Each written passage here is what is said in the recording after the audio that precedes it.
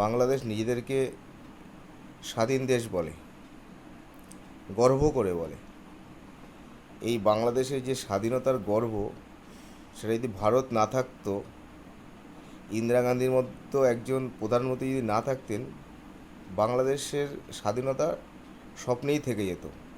তারা আজও পাকিস্তানের গোলামি করে যেত।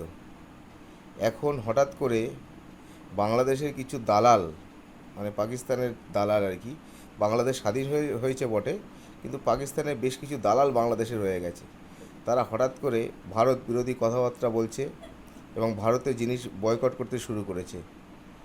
আমাদের ভারতীয়দের উচিত, বাংলাদেশের প্রচুর মানুষ তারা সোশ্যাল মিডিয়ার মাধ্যমে বিভিন্ন রকম ইনকাম করে, আর আমরা বাঙালিরা তথা ভারতবাসী বাংলাদেশের প্রচুর ভিডিও বা নাটকের ক্লিপিংস সেগুলো আমরা দেখি, যার জন্য ওরা একটা টাকা সোশ্যাল মিডিয়ার বা নেট দুনিয়ার থেকে ইনকাম করতে পারে।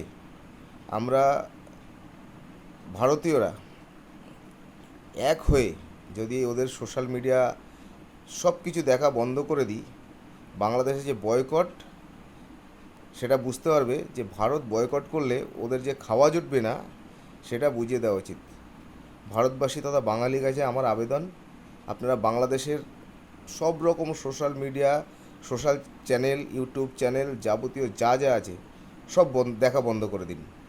দেখবেন বয়কট কাকে বলে, বাংলাদেশের ওই যে দালালগুলো ভালো করে টের পাবে।